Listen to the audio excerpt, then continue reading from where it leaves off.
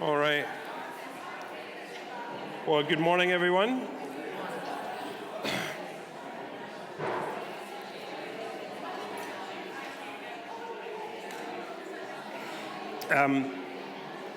It's great to have you here this morning, and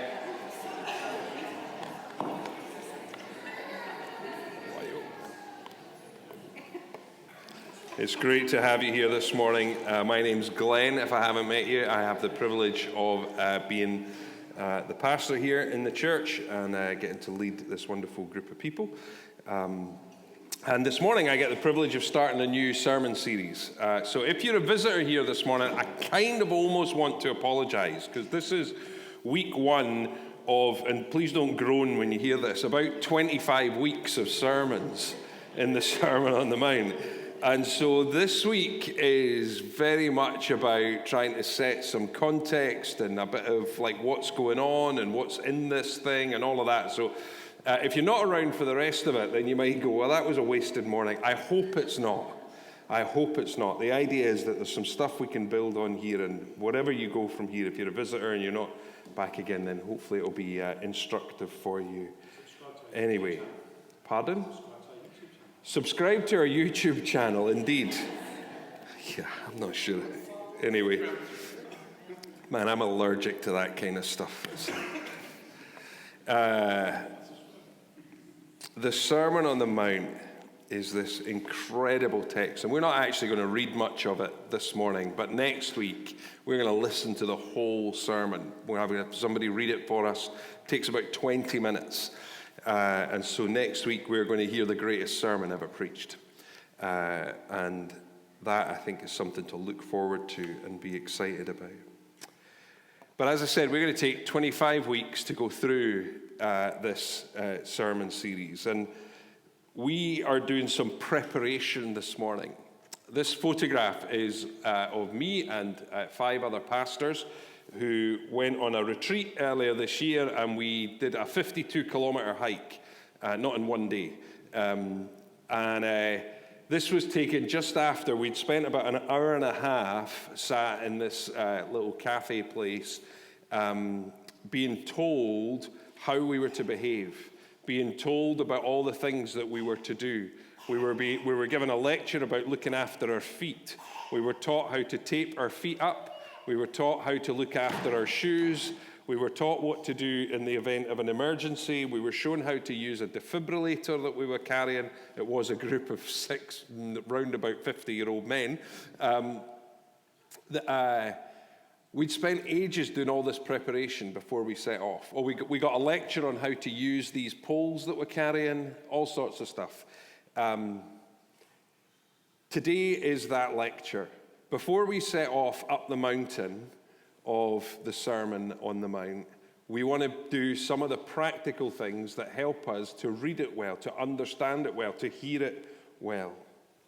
This is the idea of us pre-preparing, putting the right things in our bag, making sure we've got the right shoes on, making sure that we're looking in the right direction and that we've got some idea what to do.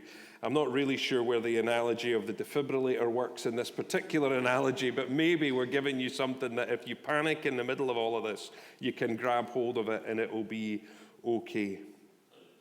The Sermon on the Mount is the most remarkable teaching, perhaps, in the whole of the Western world. And so in Western civilization, in all of history, there is probably no greater speech that's ever been given, not by a Jewish rabbi, not by a Greek philosopher, not by some Roman emperor, but by Jesus of Nazareth. And it is astonishing how broadly this teaching is accepted as some of the greatest ethical teaching that's ever been done. What's in here? The Beatitudes, the Lord's Prayer, Jesus as the fulfillment of the law, big deal in a Christian context. Then we get things that we hear in wider culture. Turn the other cheek, love your enemies, store up treasures in heaven, seek first the kingdom, do not judge, for as you judge others, you will be judged. The narrow and wide gates. wise and foolish builders. What a list. That's not from the whole Gospel of Matthew. That's from the 100 verses of the Sermon on the Mount. Things that have gone way beyond the bounds of the church and have become well known just in society in general. And we have seen how people have taken these teachings of Jesus and brought them into just ordinary life. Even in the 20th century, we can name 3 absolute giants who were inspired by the Sermon on the Mount. Martin Luther King in the United States and the Civil Rights Movement, absolutely rooted in the teachings of Jesus in the Sermon on the Mount. To go to the other extreme, Gandhi was hugely inspired. Unfortunately, never grasped that you're supposed to hold on to the Jesus of the Sermon on the Mount. But Gandhi was enormously influenced by the Sermon on the Mount. And then later in the 20th century, during the horrors of the Second World War, Dietrich Bonhoeffer considered the Sermon on the Mount essentially a roadmap for discipleship. In fact, he wrote a book called Discipleship, and I'm sure through the course of the next 25 sermons, we're going to hear a bit about Dietrich Bonhoeffer and his thoughts on this. It's an astonishing collection of teaching. But it leaves us with the important question of what's going on here. And as usual, we need to consider things like context, where and when and why, and whom is Jesus speaking to when he preaches this sermon. And then we need to think about not just who Jesus was talking to, but also Matthew when he wrote it down. Who's he considering when he writes it down? What's the purpose of that? And so this morning, the idea is to give you all of those kind of bits and pieces that you can then hold on to over the course of the next little while. So, the context. Where? Here's a map. Can't start a series without a map. Everyone loves a map. We're in Galilee, in the north of Israel, relatively rural part. And we must never lose sight in our journey here. In this, as we struggle and wrestle with some of the teachings that we're going to see in the Sermon on the Mount, which are incredibly complicated at times, very, very difficult, we must never, ever lose sight of the fact that this is a sermon rooted in the story of Israel. Okay, this is a Jewish rabbi teaching in the north of Israel. He is teaching in the context of a people who understood creation and fall. We spent last year looking at Genesis. That story makes sense of some of why Jesus is teaching what he is in the Sermon on the Mount. The creation, the fall, but also the fact that then God is in the business of redemption. God has always been in the business of redemption from the moment that Adam and Eve are cast out the garden into Eden, from the moment that Cain is cast out of Eden into the wilderness. God has been working a story of redemption, which comes through, first of all, through Israel. And as in the Christian story, it becomes the context of why Jesus is the fulfillment of that. And we're going to see how that plays out. This is profoundly importantly a Jewish story that Jesus is teaching into. Who is he teaching among? Well, the people who lived up here were not the rich and the powerful. They lived further south. They lived in Judah. They lived in Judea, and particularly down in Jerusalem. This is where those folks were. These are regular folks hearing this sermon. This is not the rich and powerful, but it's farmers and fishermen. It's the poor. It's sex workers. It's the broken and the hurting. That is who Jesus is speaking to. They're the demon-possessed, the sick, and the paralyzed. And every one of them is living under the boot of a foreign occupier. You see, Israel at this time is not free and on its own. It is occupied by the Roman army. And that wasn't just a nice little, they kept everything nice and peaceful. It was violent, and it was incredibly costly. They were a people who were being taxed heavily. So if you were a fisherman, one of the things you hated were the Romans, because they took so much of your income away and you were locked into poverty. It's why one of the groups that we'll encounter are the Zealots, a group of people that just were interested in getting rid of these Romans. But the other thing we must recognize about the foreign occupier is that it brings a second context into this. This is not just a Jewish story. It's also a story that took part in a time in history when we know that Greco-Roman philosophy mattered. And we must not make the mistake of thinking that these people, though they're poor, are stupid. There's a history of interpretation, I think, that makes that mistake, where we think, well, these were poor people, therefore they weren't very bright. How many people in here are multilingual, i.e. you're completely fluent in more than one language? No. Yeah, there we go. We've got a couple, right? A few of us, right? And by the way, my hand is not up. I'm just encouraging for the avoidance of all doubt. The only languages I've ever done any work in whatsoever at all are all dead languages: Latin, Hebrew, and ancient Hebrew, and Koine Greek, none of which are of any use to anybody. And fluency is not my particular skill in those. So bless those of you who are there. I think that's an unbelievable skill. All of these people we're reading about, all of these people that we're saying are poor and dispossessed and marginalized, they're all multilingual. They all spoke Aramaic.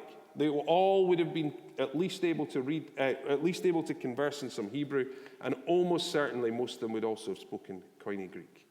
Right? 3 languages. 2 very similar to one another, Aramaic and Hebrew. A lot of overlap there, but also Greek. And so that brings a context for us in this place where we have to understand that language has culture. So when language is used, it means something. We know that in the UK, that when we use certain words, they evoke certain things because it's just part of the culture. Well, we're going to discover, particularly in the famous Beatitudes, that there's language at play here. So when we say blessed, we've only got one word for blessed. There are multiple words for blessed, both in Hebrew and in Greek. And they evoke different things. And so we're going to have to wrestle with this kind of thing that's going on. One of the books that we're going to reference a whole bunch, and if you're really interested and a bit geeky, you can get yourself a copy of this. It's called The Sermon on the Mount, Human Flourishing, by a guy called Jonathan Pennington. Genuinely one of the best Christian books I've read in a very, very long time. But please don't read too far ahead, because otherwise you're going to get all the ideas for where my sermons are coming from. But Pennington suggests that we think of it like this, that we have this Greco-Roman philosophy, all these like people like Socrates and Aristotle, and those kind of people who've been doing thinking on what is it that is going on in the world, and as we'll talk about in a moment, what is it to flourish as a human. But cut across that, and importantly, right on top of that, is the story of Israel, this place. And so the Sermon on the Mount takes place right at that intersection. And we need to remember to hold on to that. That as we read and we're trying to figure it out, it's happening in the story of Israel, so we need to understand it in that context. But there's also this other piece that's cutting through it, this idea from the Greco-Roman world of wisdom tradition, really, is what's there. And so we're going to come across a bunch of that as we go through. So that's some of our context. Okay, you still with me? Yeah, good. So how has Matthew recorded this sermon for us? Okay, so what we're going to, I should have said this at the beginning. The Sermon on the Mount takes place in Matthew's chapter 5, 6, and 7. That's where you're going to find the Sermon on the Mount. But chapter 4 gives us some really important context for how Matthew is, or what Matthew's doing here. In chapter 4, verse 23, it says this: Jesus went throughout Galilee, teaching in their synagogues, proclaiming the good news of the kingdom, healing every disease and sickness about the people. Well, the question it raises for us, of course, is what is this good news of the kingdom? Well, the very beginning of the Sermon on the Mount says, now when Jesus saw the crowds, he went up on the mountainside, sat down, his disciples came to him, and he began to teach them. Almost universally, the commentators accept that what Matthew's doing here is basically clicking on the hyperlink, if you like, of what is it to proclaim the good news of the kingdom? What's the information that's behind that? What does that look like? The answer is, in the Sermon on the Mount. This is what the good news of the kingdom looks like. There's a second context for this, though, that I think we want to think about in Matthew's gospel. So the first is, what is this gospel of the kingdom? What is this good news of the kingdom? The second is, and I preached on this actually a while back. I don't know if, I don't expect you to remember my sermons. I don't typically remember them myself. So wait a minute, there we go. Anybody remember this sermon? Oh, there's a few nods, very impressive, just from a picture. This was from Matthew chapter 11. Famous verses, Jesus says, "Come to me, all you who are weary and burdened, and I will give you rest. Take my yoke upon you and learn from me, for I am gentle and humble in heart, and you will find rest for your souls. For my yoke is easy and my burden is light." And we talked about this yoke, and we said there were two ways that yoke can be understood, right? The first is this one, the agricultural one, and it's about how we're shaped and formed and all the things that we talked about there. Does anyone remember what the second use of yoke was? A rabbi's teaching. That's right. So we said that when a rabbi was teaching, one of the things that they had was a yoke. Not just Jesus, all the rabbis. That was what it was referenced as a yoke. So when we get to Matthew 11, we're supposed to say, well, hold on, what is that yoke that Jesus is offering? And yes, we can look at it this way entirely appropriately, but also we're supposed to say, so what is that body of teaching that he's inviting us into? Now, only 4 chapters earlier, we just finished this Sermon on the Mount. So we're supposed to understand this as this is the bulk of Jesus' teaching. The rabbi has this way of teaching of how to live well in the world. What is the good life that he's offering us? What is it that he's asking us to live into? And the answer is the Sermon on the Mount, Matthew chapter 5 through 7. So those two ways, this is what the gospel of the kingdom is. This is what the yoke, the bulk of Jesus' teaching is. So then, if that's how Matthew's setting us up to understand this, the question then reasonably is asked, is this just basically a video camera? You know, this sermon is going to go on YouTube this afternoon. And you'll be able to go back for the next 6 months or whatever, and you can come back, and my words will be exactly the same words I'm speaking because you're watching a video recording. Is that what we've got here? Well, yes and no. I'm absolutely convinced that there's no doubt that a sermon like this took place. A sermon on a mountain, sat down, surrounded by his disciples, and when crowds come to him. But I'm also not, and I don't think we need to be, committed to the idea that this is a perfect representation of the exact words that Jesus used on that exact moment in the Sermon on the Mount. This is because we know that Matthew has brought together some of these ideas because Matthew's trying to tell a compelling story to a group of Jewish believers. This is what it is to follow Jesus. And so almost certainly, this is the sermon that Jesus preached many, many times in many, many different places. And so it's entirely accurate that this is the teachings of Jesus. And it's all brought together and formed in this Sermon on the Mount in Matthew's gospel. Because if we were to go to Luke's gospel, there's a sermon called the Sermon on the Plain, which is not identical. It has a lot of overlapping because Jesus taught the same things, but Luke is using it for a different reason. He's teaching to a Greek audience. He wants them to understand what's going on with Jesus. And so he's marshalling these Jesus teachings in a different way. And the truth is, if you were to go and look on YouTube and find when Glenn goes and preaches in other churches, you find a lot of the same things that I say here appear elsewhere. It's not unfamiliar. I mean, the truth is, I only have so many decent stories and even fewer decent jokes. So the truth is, we rely on that same material, and it's partly because God has put a particular message in us. It will not surprise you to know that when I go other places, I'm always telling them we need to understand the whole story of the Bible. We need to understand that that points us to a God who is on mission and who has invited us to join us on the mission.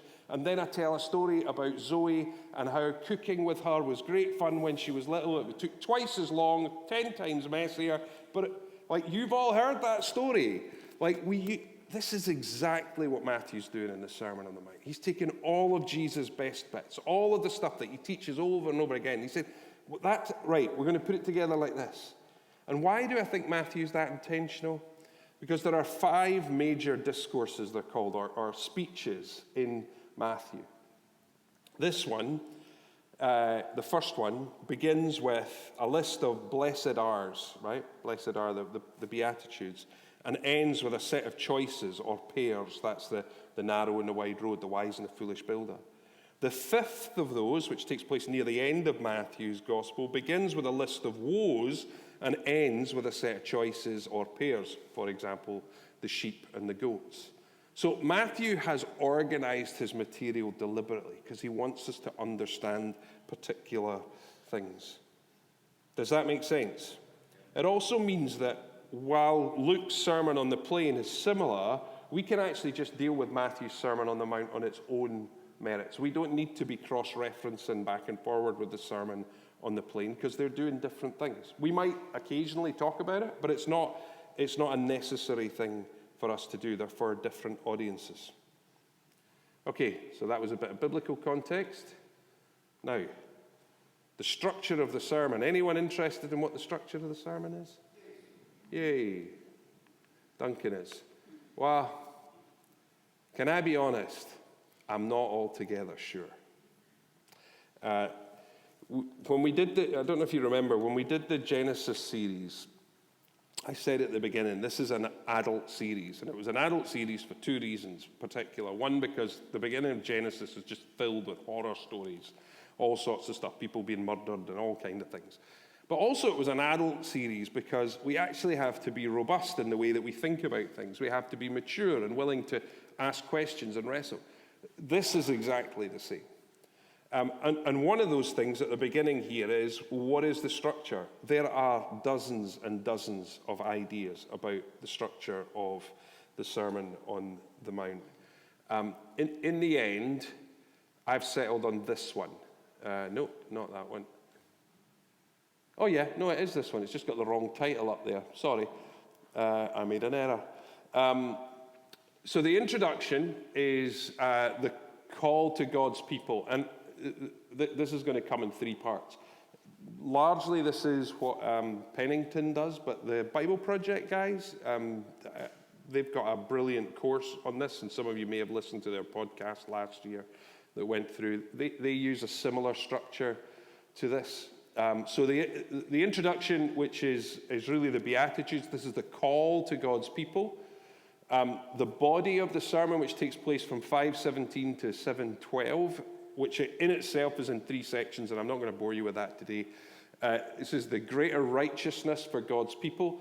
That's the stuff that sounds really hard, and how are we going to live this? And this looks like just new law, and he's definitely playing with those ideas, and we'll get back to that. And then the conclusion takes place with the warnings of eschatological judgment, which we see. In other words, judgment that will take place at the end. That, I think, is the basic structure that we see, and I do think there are 3 points in that middle body. So it is a proper Baptist 3-point sermon that's in there. I wouldn't want you to push that too far, to be honest. I think there are a number of reasonable ways to understand that text. There's one that I nearly was compelled by, which is that the whole center point of the sermon is the Lord's Prayer, and it does sit in the middle of the sermon. And so there are a number of people that have built a structure around the fact that the Sermon on the Mount is the Lord's Prayer is actually the center point of the sermon, and then they've worked out from there. I'm not convinced by that, but if you want to be convinced about it, I can loan you books that argue for it, and you can figure it out. Ultimately, we're not going to follow a structure through it. We're just going to walk through it week by week in sections and make our way all the way through it. And like I say, it's 20-odd weeks. And we're going to take a break for Advent and a break for Lent. So don't worry, we're not just going to slog through it, but we'll see how Jesus can teach us through this. So that's the structure. The preacher. the preacher matters, right? So one of the interesting things is normally when I get up here to preach or someone else gets up here to preach, what we say is, this is actually about God's word. This is about the Spirit of God at work among us as a people. We want to be listening well, all of that. And the preacher becomes lesser, which is right, because I'm just Glenn, or it's just Bell, or it's just Graham, or it's just Nick, or whoever it is that happens to be preaching. In this particular instance, that's not the case. That actually the preacher really matters here, because Jesus is the embodiment of this particular sermon. He's acting as a prophet of Israel. He's the new Moses, and I'll say a little bit about that next week. He's this philosopher in the Greek sense of it, bringing wisdom. And he is undoubtedly more than that, right? And so there's no doubt that in Matthew's gospel, he is the Messiah. That is the absolute focal point of Matthew's gospel. Jesus is the one who saves. But he's not less than the prophet and the philosopher in this telling. So we must always hold him as that person. And ultimately, what we need to recognize is that at the very end of the sermon, Matthew records this: when Jesus had finished saying these things, the crowds were amazed at his teaching. Because it was clever? Because it was inspiring? No, because he taught as one who had authority and not as their teachers of the law. You see, this whole sermon is embodied by Jesus. He becomes the message himself. And so we must never, ever take our eyes off Jesus in the middle of this. We'll do our wrestling with our Greek philosophers when we're looking at the Beatitudes. We'll do our wrestling with how does this work out in the story of Israel. We'll do all of that. But we must never, never lose sight of the fact that Jesus is absolutely the focal point and the embodiment of this sermon. That make sense?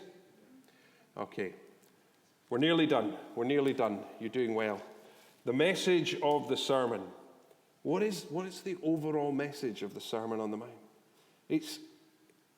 I don't think before I started doing the work on this, I could have answered that question particularly clearly. And I go, Jesus is teaching his people.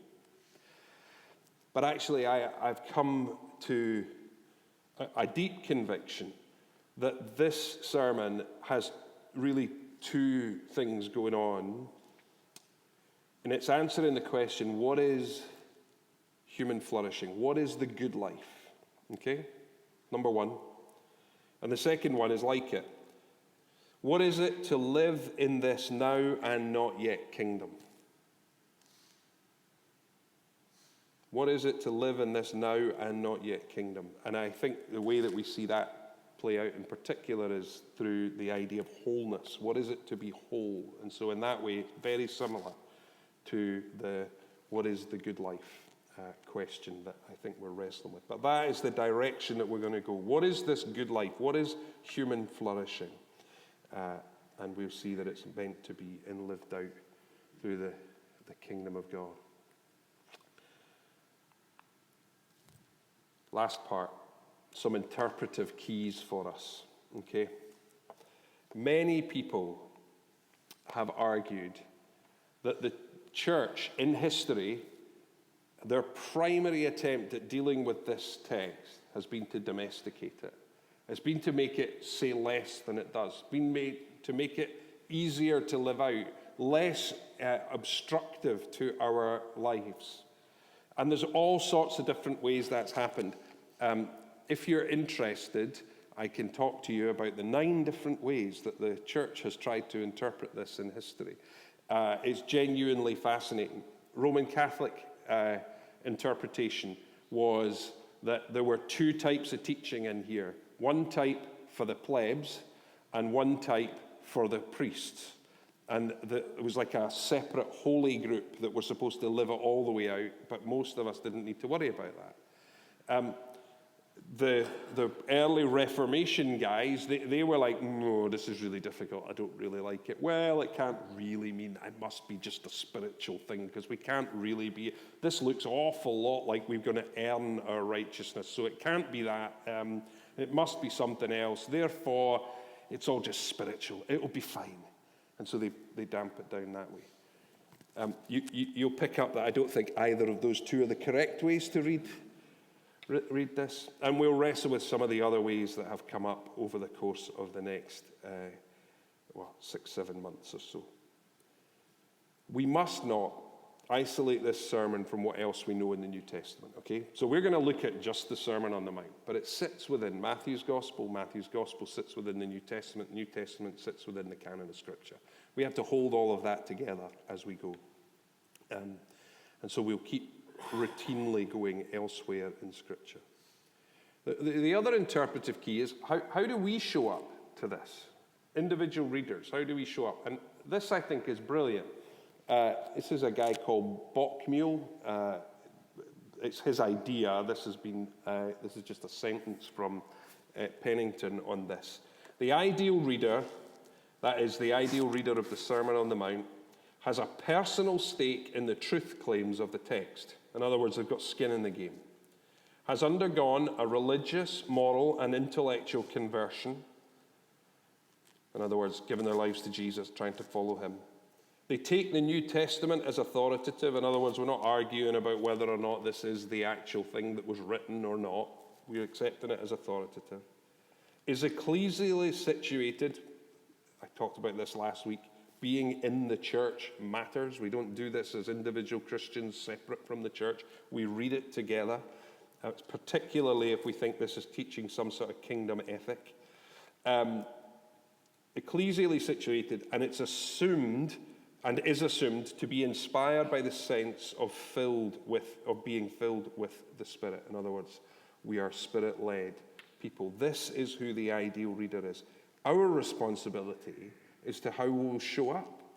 Will we show up as those who see the New Testament as authoritative, who are situating ourselves in the church, filled with the Spirit, who have been saved and have a stake in the truth claims of this? We want this to be true. We want this to be real. We want this to be the right way to live.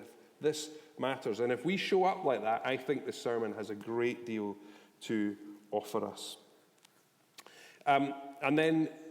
So if that's the ideal reader, then what is it? What else would be useful for us?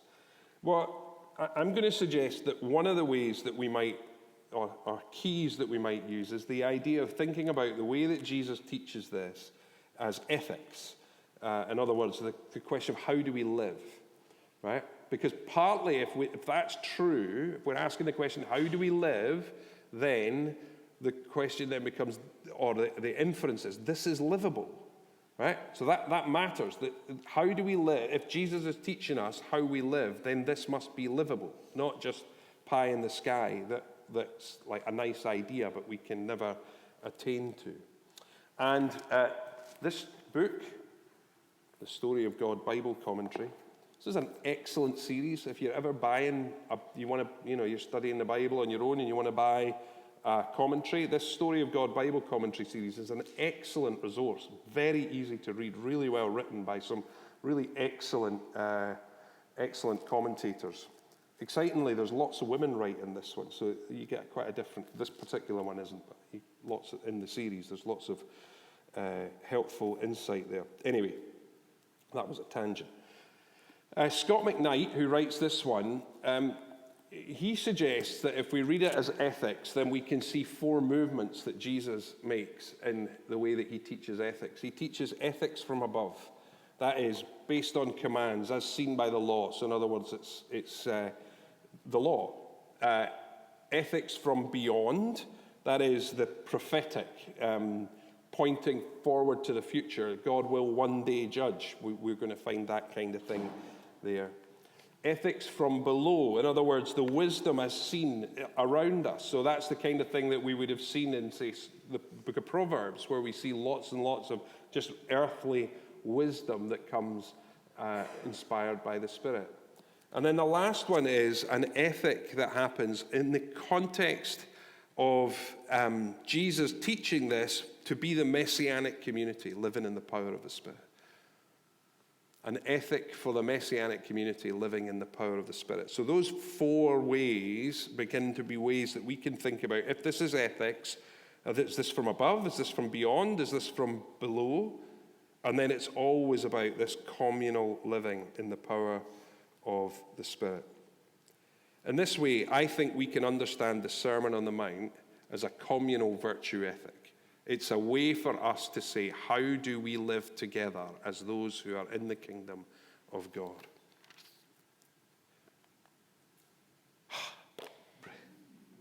Breathe. So, my commitments as I come to teach this over these next weeks. Sermon on the Mount is meant to be lived. Okay? The objection that it's impossible doesn't seem to be a problem for Jesus. He just doesn't entertain that. It made sense in first century Israel, therefore it will make sense for us today. This is a Jewish rabbi teaching largely Jewish people who were aware of the wider Greco-Roman world. We must remember that.